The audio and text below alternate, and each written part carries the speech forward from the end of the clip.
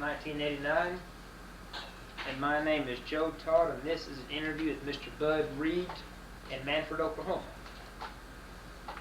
So where were you born? Where? Yes, sir. Mannford, on the Miller Ranch, west of Mannford. And when's your birthday? October 16, 1916. 1960. Who was your father? Vern Reed. Vern. And your mother? Mary, maiden name Morlock. M-O-R. L-O-C-K. L-O-C-K. Where are they from? My father was from Greensburg, Indiana. My mother was from Lebanon, Missouri. Did you not know that? You have folks up there? Why did the family move to Oklahoma? My father and his two brothers were bridge builders for Frisco Railroad, and they worked the railroad building bridges down through from up in the east down through Missouri and then into Oklahoma. And when they finished the bridges that they were built in Mannford, they just quit the railroad and stayed. Started building a town. What were the two brothers' names? Reese was the youngest. My father Vern was the middle, and Ed was the oldest of the three.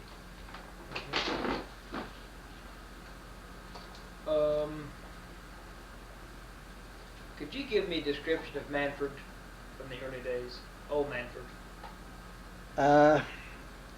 I think Tommy gave a pretty good description. We from coming from the depot south.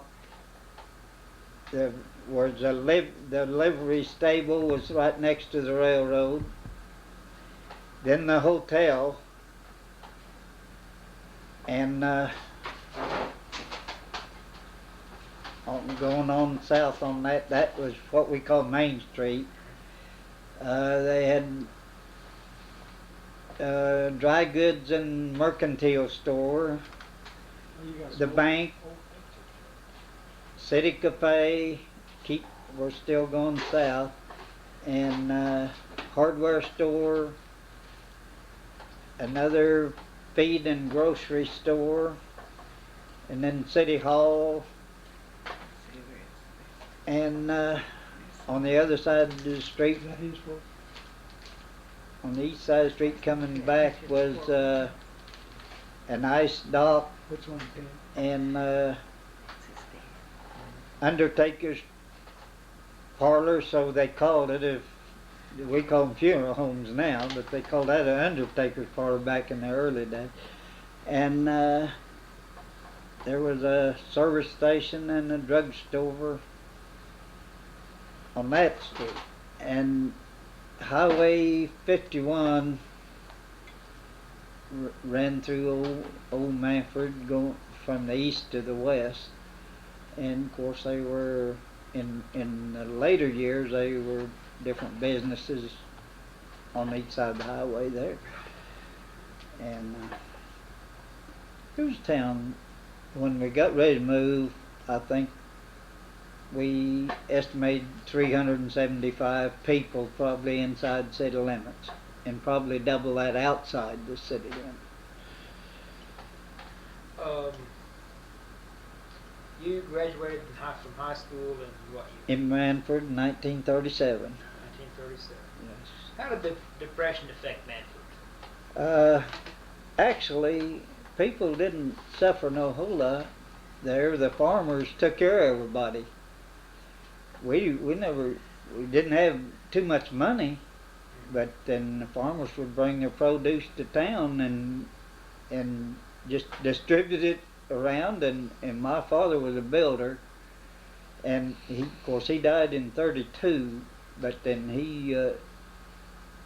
at the first of the Depression, instead of taking anybody's money when he'd do a job for anybody, if they had chickens or pig or eggs or whatever, vegetables, you'd take that and then that's the way, if we had more than our share, we shared it with everybody. And that's the way the people really got by that. So people use the barter system Yeah. in those days. When did they first begin planning to build a dam here? Well, the first deal was a Mannford Dam. And the Corps come in and in 35 and 36 they Corps drilled the Cimarron River and everything was getting set up for a Mannford Dam, which was going to be on the Cimarron just above the cemetery. And then of course the war came along and everything quietened down, and after the war, they Corps of Engineers decided that they'd build the Keystone Reservoir and Dam, which would take the place of 3 more dams that they had been working on. And they sort of everything cooled, and they kept rocking along till I think it was 57 when they first came in and started purchasing property for the Keystone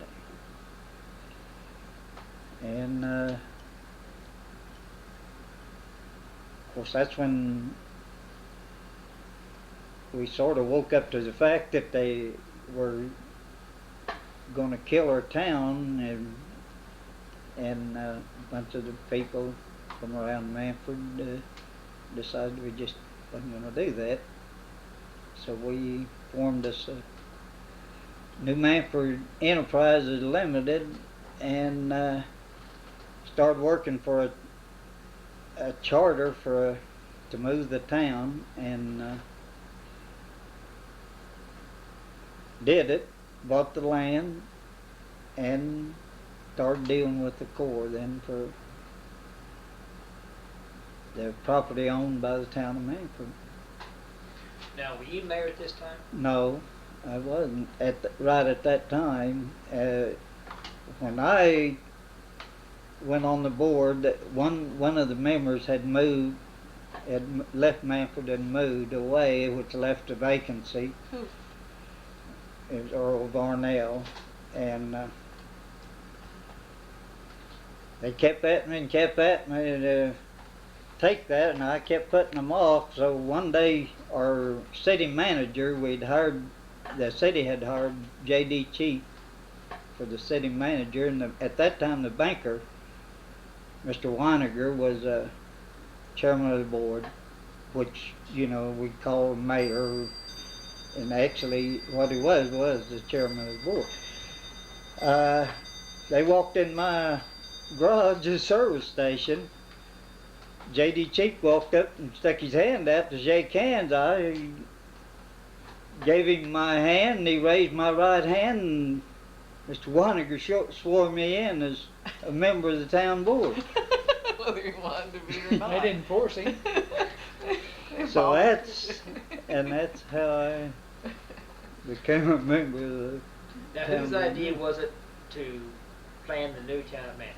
Well, actually, it was most of the business places that just decided that we just didn't want to see our town done away with. So what? The Corps of Engineers kept saying there'd be 40 foot of water where the town of Mannford was. Up to this day, there's never been a drop of water there. Yeah, But- there's some water, but not. Yeah, there's been somewhere there in the old town site. Well, I mean on each edge of it, but right up town where the garage and the drugstore and the bank set, well, it's not been underwater. Yeah, even when they had that big flood and backed the water all the way back up and closed off the roads, there was still that little mound there on that main street was Oh, where still the main dry. street was. Yeah, it Yeah. was still dry. Well, see, that backed that water up to the 160 I'm living on, up that creek. Yeah. And the engineers told me that the water would come up there 4 or 5 feet. And I didn't think they was telling me the truth, but it did. Well, that's where it came up, like where it crossed the old highway and back up that branch. Little creek there. So what process did you use to form New Mannford? Well, the land that was owned by the Greenwoods and the Hintons or Coonrods and Fosters. We had the University of Oklahoma Town Planning Commission to draw plans of our town and to come and look the land situation over, and they picked the place where we started building the town. It actually wasn't my idea of the ideal place, but then nevertheless, when they voted for the land, the location, why, Where would you have put the town? out right where the 48 and 51 intersection is right now. That'd been You second that, really the ideal place for the town, but it didn't happen that way. But anyhow, the master plan for the town was for a town of about 10,000 people, and of course, right along about that time, money was pretty hard to come up with, but we managed and got everything underway, and that is about the time we started the building is when I became chairman of the board, because I was in town all the time, and the other two members, there's 3 members of the board, and the other 2 were out of town most of the time. So that's sort of how I wound up the so-called mayor. The last mayor of Old Mannford, the first mayor of New Mannford. And when I took the job, I told him when we got our Mannford people moved, I was through Now, was this job as mayor? as a member of the town board. But it took 9 years to do that. Why did it take so long? Well, from the time we started negotiating with the Corps and up till the first addition of the town was built and completed, and we got all the Mannford people out, that's how long it took. And when we laid out the town, we laid out a section of the first section of the town. We had a lot sales right on Main Street.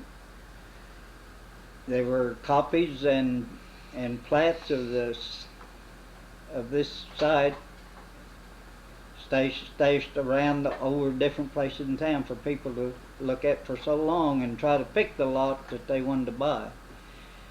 And the Mannford people had first choice of the lots in this area, and at a really good price, special price. What was a good price?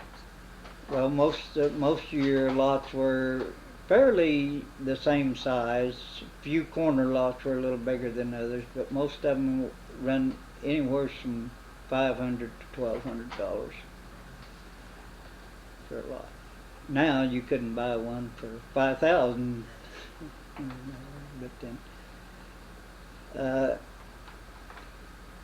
course, we went through all that, hiring contractors and putting in the utilities, and it was the way the people bought lots, and the commercial part was sort of scattered, and it was really some chore for put in utilities all over the area for what we had, but we managed.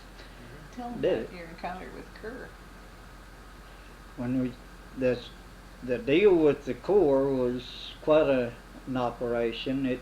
That's where it took a lot of the time, and our Colonel Penny was a head of the Corps of Engineers, and boy, he was a hard-boiled little.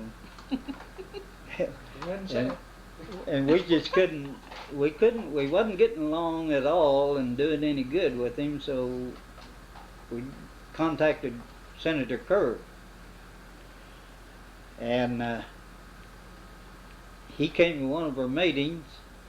We set up a deal for him to visit with us with the Corps.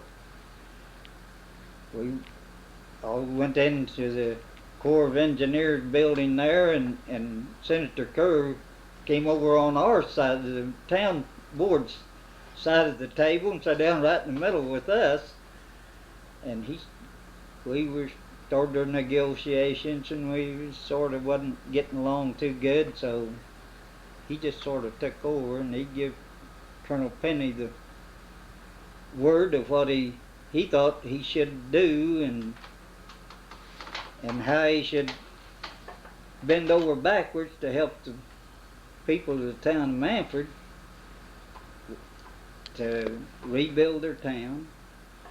And you know, that weight, he carried the weight, and things began to move along pretty fast and pretty good. Why was he being hard to get along with before that? Well, actually, the Corps of Engineers, they didn't want to rebuild that town or want to be out any extra expense, and they thought that they probably could do it like they did Keystone, just buy the people's property and pay for probably what the town property was worth, and let the town either die or let them go ahead and do what they could do with it. But with the help from Senator Kerr and a few other senators and reps, why we were able to move the school and build a new municipal building.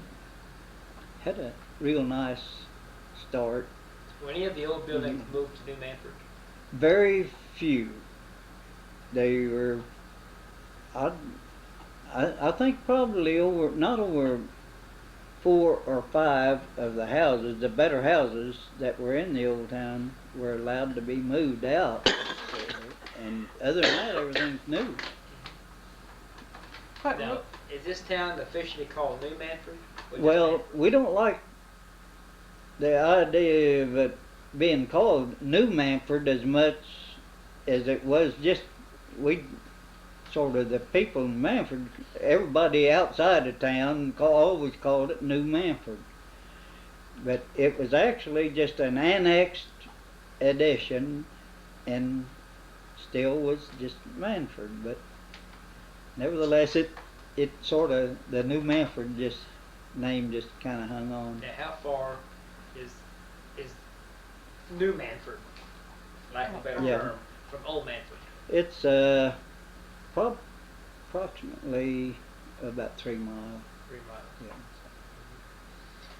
Yeah. Now, I remember when I was in high school about moving the cemetery. Yeah. Well, now there were three cemeteries in the lake area that were moved. The cemetery, the regular Mannford Cemetery wasn't affected, but the basin cemetery. See, we had I was going to mention this when Tommy was talking about the basin, or when you was asking about the basin. We had a east basin and a west basin. There's 2 basins away the river, made 2 big loops. Made an east basin and a west basin, and then the west basin was there was a cemetery, and that's the one that was moved up next to our Oak Hill Mannford Cemetery. It's just on the opposite side of the highway. The highway just divides the 2 cemeteries. Now, what they have to do Do they have to wear any protective clothing, whatever, when they move the cemetery? You know, I don't think they did a whole lot of. This was an old cemetery. It hadn't been really used too much in later years or anything, and actually, I think mostly they just moved headstones and thing in there.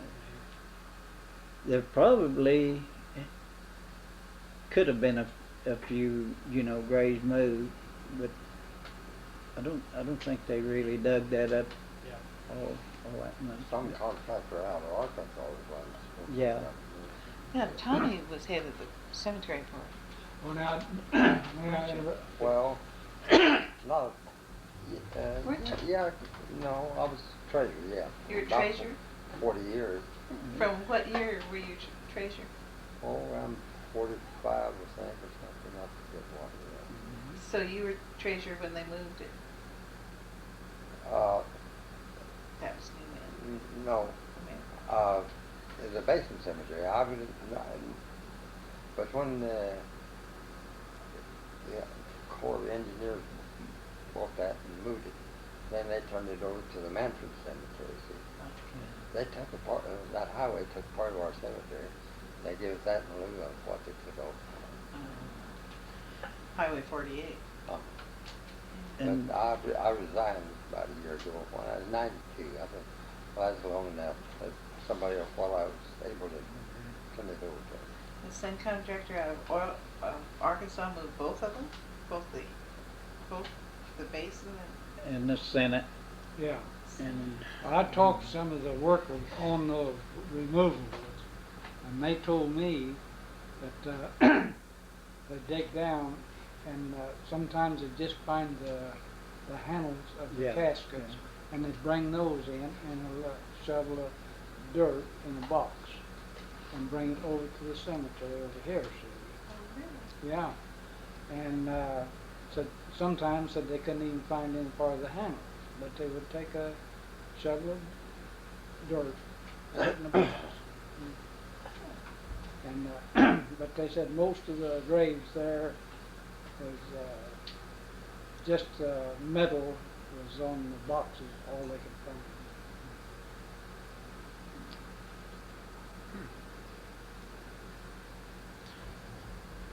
Tell them about the bulldozers sinking in the river when they're building the dam. well, there's a lot of problems along with the contractors and when they was Austin Bridge Company built the bridge across for the railroad crossing. This contractors moved all their equipment in on the river there, and it was about on a Memorial Weekend,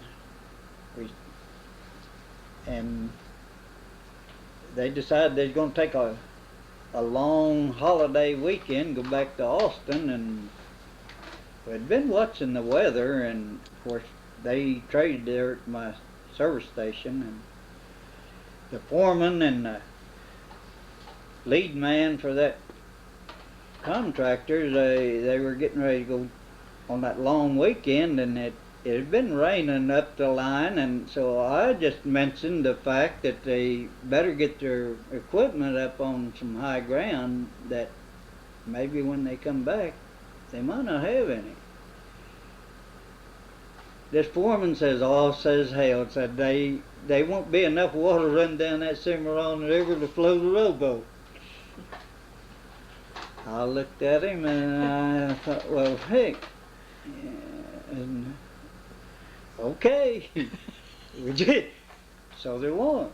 Well, they left and they was gone 4 days, and when they came back, I think they had 6 D8 cats in the river bottom there, plus all their other piling and all their equipment, and to this day nobody's ever seen Their equipment. hiding their hair or their equipment or their cats or nothing. They didn't have anything. Still in the river. Still in the river. And that river got about as high as it ever been. And even went over the old railroad bridge. But the Cimarron River has quicksand. And you can stand in that river and feel that sand just wheel out from under your feet till you just keep going down, you know. And not go too deep. So somewhere under all that sand is a bunch of cats. Not pussycats either, are they? No, there's What did the guy say? So you were the last mayor of Old Mannford. Yeah, I was chairman of the board when we moved, and up till we got all the Mannford people moved out. And when I left the town board, the town didn't owe nobody anything. We'd been through everything from lawsuits to whatever, and this lawsuit, the city was being sued by an attorney from Drumright, Doyle Watson, and Doyle had done some legal work. This was done before I went on the board, and they were in the process of coming up to trial, and during the trial, Doyle Watson had hired 3 lawyers out of Tulsa to help him. He was suing for 10% of what the city of Mannford got from the Corps of Engineers on what they called was an oral contract, and which I never could understand because I didn't know anything about the contract that they had, or I knew they didn't have any written contract or anything between Watson and the city. But anyhow, we wound up losing that lawsuit between the judge and all these lawyers. Well, during the trial, the old man wheeler died in his sleep one night. And then we appealed the trial to the Supreme Court, State Supreme Court, and it rocked along another year or two, and the Supreme Court upheld that decision. So actually the Supreme Court come up by awarding Watson and Wheelers $26,000 for what they was finally going to get. So they sent the deputy sheriff from Drumright over to Mannford, and I was between my station and the bank on my way to the bank when this deputy caught me and arrested me. Went on up to the bank and he arrested the banker, Dick Jones, and Clayton Greenwood was on the board at that time too, and he was out of town, but anyhow he was to either collect the $26,000 or take us to jail, to Drumright. So first Dick Jones and I decided we'd just go to jail, and then we decided, well, maybe that wouldn't be the proper thing to do, so we took $26,000 that we were going to pay to List and Clark Construction Company on the city lake, and paid that. And the next day, the 2 Wheeler brothers that were with that law firm were headed for somewhere out in Arizona, and they hit a mountain and killed them both on a plane. So actually, the only guy that got any good out of that lawsuit was Doyle Watson, attorney from Drumright. But anyhow, when I left the town board, I'd sold a piece of property that the city owned and paid off that $26,000. And like I say, when I left the town, it was in good shape. And I Now- figured that's the time to Now, do it. were you mayor or chairman of the board? Well, the chairman